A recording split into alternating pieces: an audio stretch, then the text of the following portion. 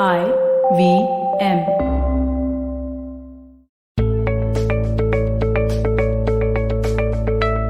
Hey guys, welcome to the Positively Unlimited podcast. This episode is going to be an action-packed one, so make sure you have your paper and pen with you. And for those of you who've tuned in for the first time, this is exactly what I do in every episode. I give you life hacks, tools, I ask you questions, and I guide you towards clarity and change. It's like a 10-minute life coaching session. Well, this current A to Z series is all about work-life balance. And we have reached the letter T. And so we're going to be talking about time management. Well, how many of you all cringed when you heard me say those words? How many of you all are now thinking, oh my God, I'm so bad with time management. Oh my God, I so needed this episode. I'm always doing things last minute. I never meet my deadlines. Why am I always procrastinating? Why am I always running out of time? Why do I never have time? Are these some of the things that you struggle with? Well, lots of answers for you in today's episode. Step 1, I want you to write down a timetable. Yes, I want you to write down exactly what time you wake up, how much time do you take to brush, shower, have your breakfast, etc. What time do you start work? Maybe for some people, what time do you organize life for everybody in the house? And I want you to write down a timetable.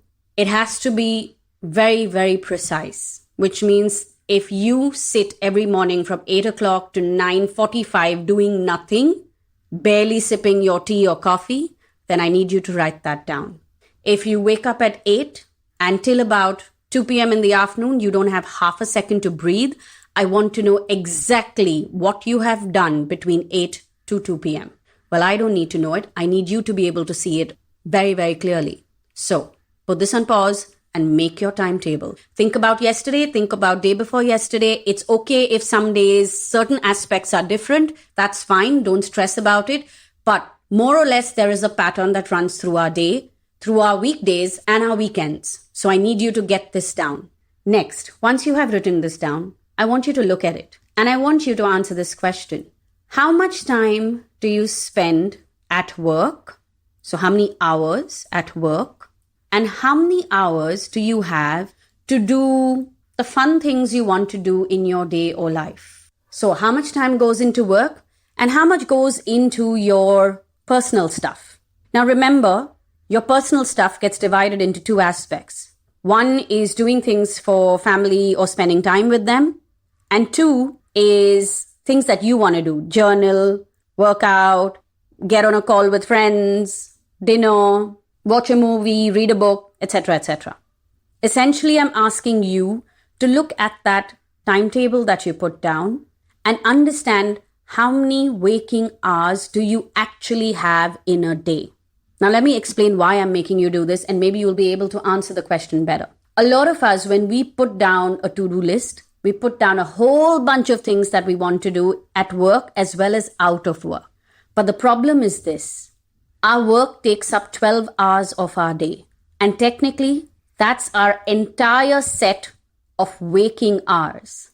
Which means the time when you are awake and you have energy, 90% of that has gone into work. Fair enough. That's okay. For a lot of us, it's okay. However, if you have only 2 hours of energy and time before you get into bed at the end of every day, you cannot have 30 things that you want to finish in those 2 hours, which means dinner, get on 2 personal phone calls, read a book, watch a series, spend time with mom and dad or spend time with the spouse, spend time with the kids. It's not going to happen. And this is where most of us make a big mistake with managing our time. This is where we start feeling like a failure. This is where our work becomes overwhelming and we start feeling like we have no time for anything. When you get up and say, I never have time for anything, most of us essentially mean, I don't have time to do the fun things I want to do in my life. Everything is only about work. So yes, your first 2 steps is to identify where exactly is your day going. Now, once you have done all of this and you understand how many hours you have in a day, how much you're putting into work, where can you cut down if you can cut down, and how many free hours you have, you can then start making your personal to-do list a lot more easy, a lot more efficient, and a lot more realistic. So don't read a book every day. Read a book every alternate day. Watch a series every alternate day. That way you get to divide your time between two things you like. Sometimes I read a book in 1 week and I watch a series in the next week.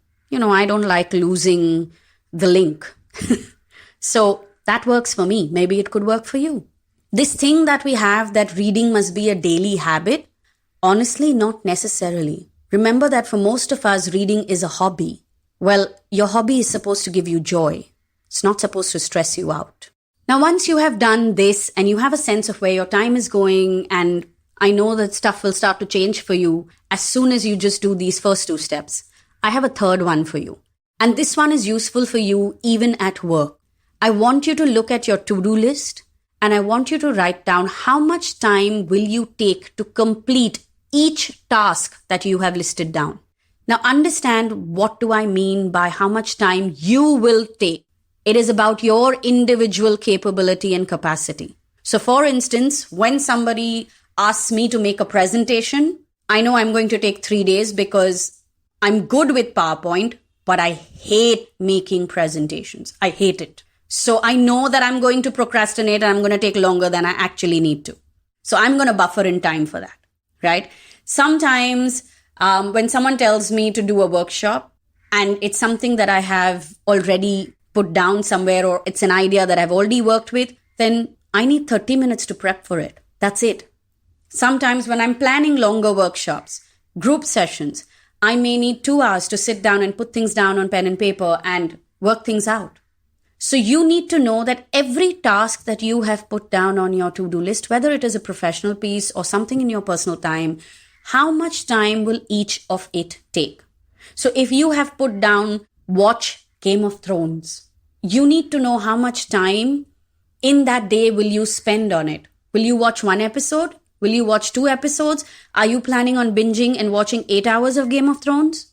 You need to know how much time for each task. And this is where we make the second mistake with time management. I've given you the solution before I'm telling you the problem. Well, the second mistake is that we have zero estimation of how much time something actually requires. And because we have zero estimation, we are not able to plan, we're not able to organize our lives. So if you want to make the most of your time, you need to understand your own capacity and capability and how much time you require for each task. Now, between these 3 steps that I've made you take in this episode already, you will also understand where exactly are the leaks. At what time of the day and in which tasks do you waste time? Do you get up and procrastinate? Do you get distracted and do 40 other things, but you won't do that one thing that needs to be done? So as an example, when I join a class, I can get in a really hardcore workout in 1 hour. But if I have to work out on my own, I will do 30% of what I would do in that class in 1 hour. Now, I have to understand this about myself and plan my workout when I'm doing it on my own accordingly. I don't push myself. I don't overburden myself. You can get strict with yourself. I don't. It's just a choice. Okay? So you want to understand where your time is going in a constructive manner, because only when you understand that can you realign and can you actually manage your time. If you don't know how much time you have and what all needs to be done and how much time you will take to do all those things, you cannot manage your time. And lastly, I will tell you this. If you don't have rest and recovery penciled into your timetable, then you are very rarely going to be able to be consistent with anything that you are choosing to do. Because exhaustion, feeling tired, physically, emotionally, mentally, spiritually tired, is one of the most common and frequent reasons why we fall off the track. So make sure that you have penciled in some time every day for rest. However you describe and define rest, sleep is one way and it is mandatory and has to be there. But beyond sleep, what else is equal to rest or recovery for you? So I hope that these tools help you out. I do believe I have an episode somewhere on a to-do list. If you can find it, you want to listen to that one. I also have an episode on organized thinking versus overthinking, and one on procrastination versus productivity. You want to listen to those episodes as well right after this one to really change the way your day flows. On that note, guys, I'm going to catch you guys next week. For those of you who've tuned in for the first time and don't know this, I release 2 episodes every week, one on Monday and one on Wednesday. Well, the next one comes out next Monday. So stay tuned. And for all those previous episodes, you can always tune in to the IVM Podcast app or website and listen to them. Yes, I'm nearing my 200th episode, but all of the others are already on the website. You can get in touch with us on Instagram and Twitter. Our handle is IVM Podcast, and you can reach out to me on Instagram. My handle is Positivity Angel.